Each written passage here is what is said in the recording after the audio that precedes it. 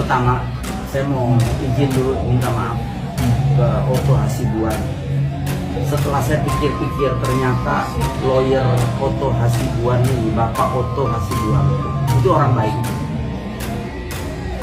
Meskipun saya suka ngomong-ngomong yang kurang baik terhadap beliau, tapi beliau nanggapinnya luar biasa. Senior banget. Saya mohon maaf dalam hal ini, Pak Otto, maafin saya. Meskipun saya lebih tua dari Pak Otto lah umurnya. Cuman saya jadi malu seorang Pak Otto bisa memaafkan saya hal-hal yang saya ngomong yang tidak pantas. Dan hari ini mungkin terakhir saya keluar, kalau bisa terakhir lah, jangan ditambahin lagi nih ya. Saya mau minta maaf sama Pak Otto. Izinkan maaf saya supaya Pak Otto bisa memaafkan saya. Itu pertama, Pak. Kemudian Pak Otto kan mau pekan.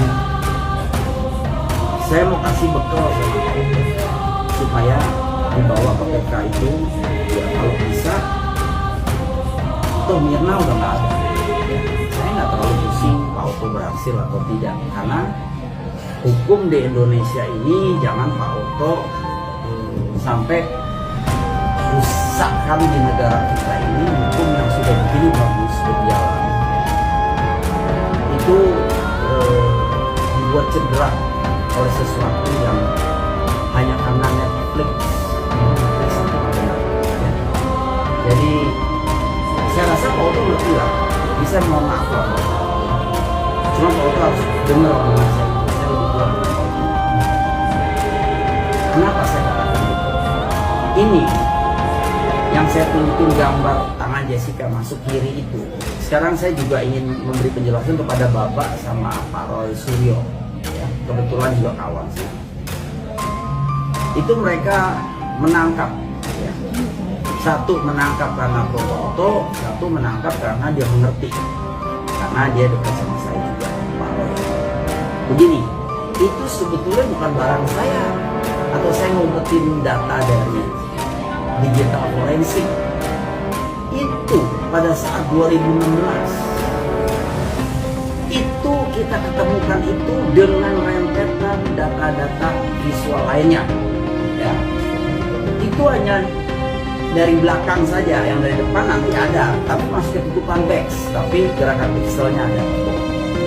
Begini, itu bukan kita punya, itu untuk dua keperluan. Satu, AFP, Australian Federal Police, dan Kejaksaan waktu P21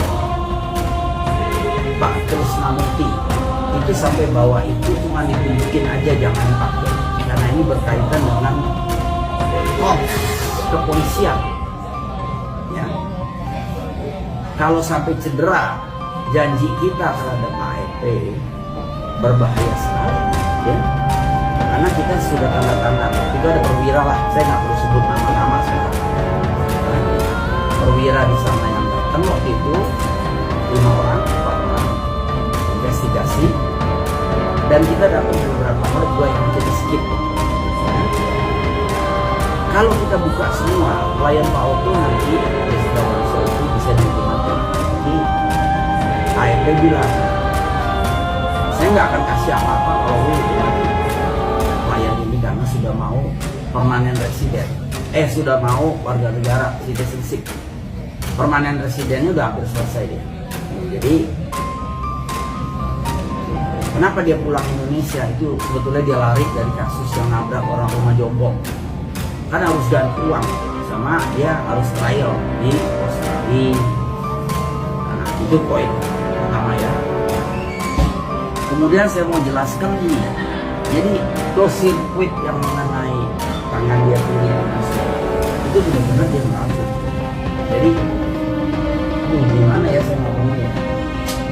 Detailnya ada di tangan Kepolisian Republik Indonesia. Karena saya juga itu baru dikasih untuk supaya saya buka. Kenapa? Karena Jessica Wongso ini klien Pak Otto, izin Pak Otto, dia sudah inkrah di pengadilan negeri dari tingkatannya sampai 5 kali 3 hakim, semuanya no dissenting opinion.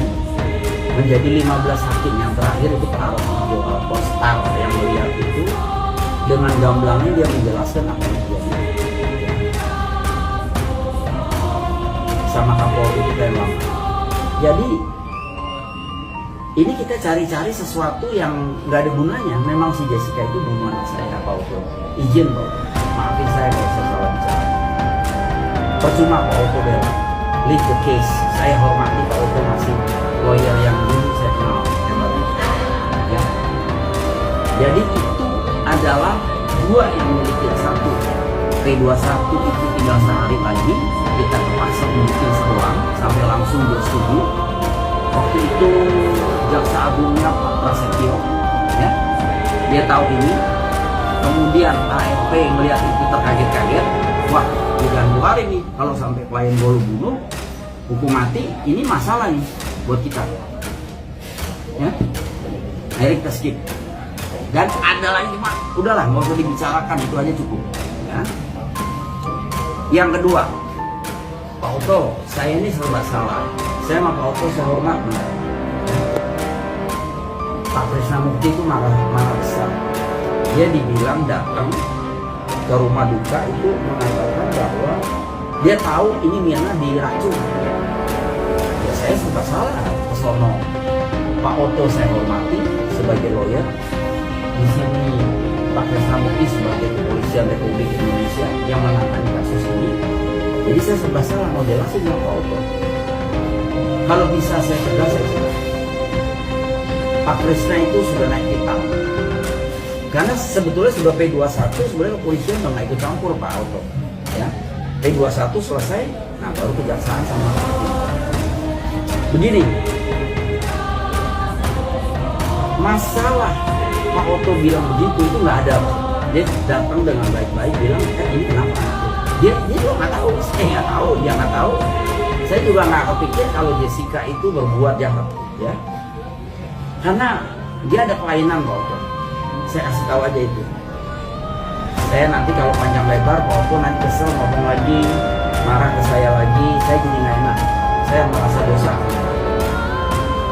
Jadi memang dia begitu. Jadi kita tahu lah. Ya.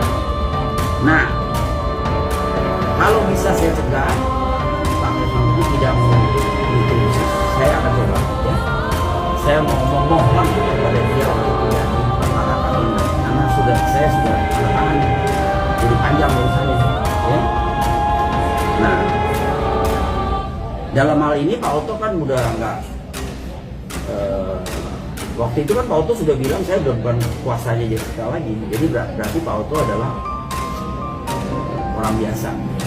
Belakangan ngomong begitu, saya khawatir ini nanti kena pasal ya 28 ayat 1 di undang-undang ITE. Tapi saya akan coba, maaf, saya akan coba apapun itu, ya. Nah, terus otopsi memang bukan pas, ya. Jadi bagian bawah sudah selesai, diambil semua isi-isinya, ya. Ketemu cyanida 0,2, betul tidak mematikan. Tapi asal Pak Oto ketahui, izin Pak Oto, saya minta maaf kalau saya salah. Dia minum itu kurang lebih 20-25 gram cyanida yang saya bilang gajah mati, itu benar. Jadi biru semua dia udah, nggak tahu dah itu racun apa kali dari langit mana. Tapi menurut krim itu cyanida. Gitu. Nggak tahu ya kalau dia jadinya jadi hitam gitu. Ya saya ngomong apa adanya, nggak mau nambahin, nggak mau ngurangin. Tapi kalau muka merah itu saya ketemu dari pembantunya, adiknya Romi Santi, istri saya. Lanjut ya foto ya.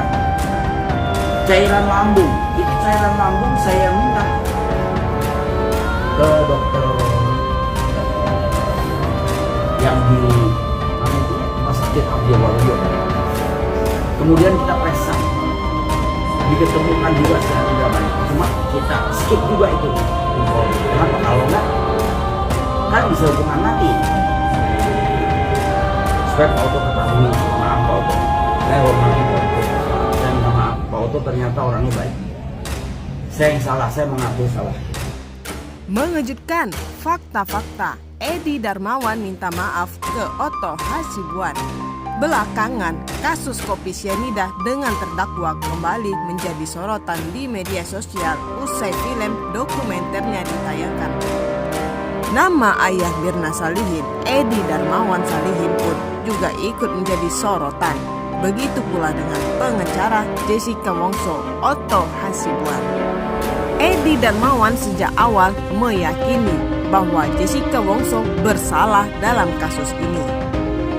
Sementara Otto Hasibuan yakin kliennya tidak membunuh Mirna Salihin, sang sahabat yang menjadi korban.